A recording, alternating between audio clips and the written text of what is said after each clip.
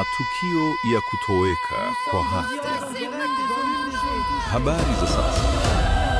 Tunakatiza matangazo yetu kwa taarifa ya dharura. Ripoti zinaendelea kuingia kutoka maeneo mbalimbali duniani. Kwa sasa tuko hapa zikielezea tukio la ajabu na la kusikitisha la watu walikuwa katika shughuli zao za kawaida. Mamlaka bado hazijatoa taarifa rasmi kuhusu chanzo cha tukio hili. Baadhi ya familia, wataalamu wanajaribu kuelewa kinachoendelea, lakini hadi sasa hakuna majibu ya uhakika.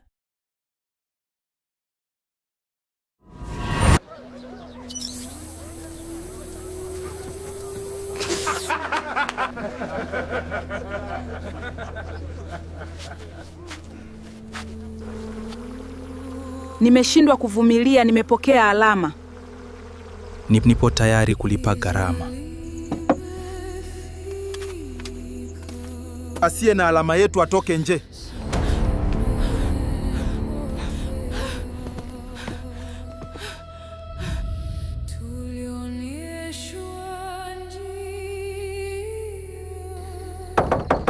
Kama huna alama yetu, jitokeze mwenyewe kabla tukupate. Kimbia kabla wakukamate.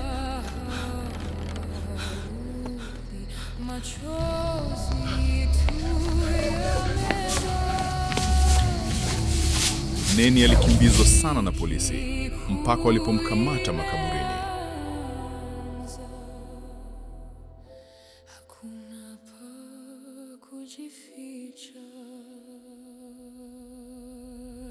Watu wengi sana walikamatwa kwa kosa la kutopokea chapa.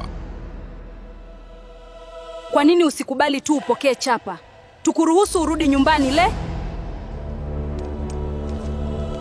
Neni alijisemea moyoni, nipo tayari kuiokoa damu yangu mwenyewe, lakini sitapokea chapa ya mnyama.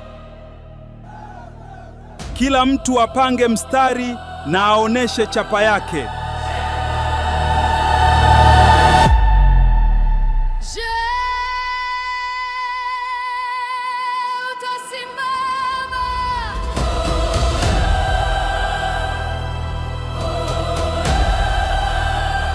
Safi sana!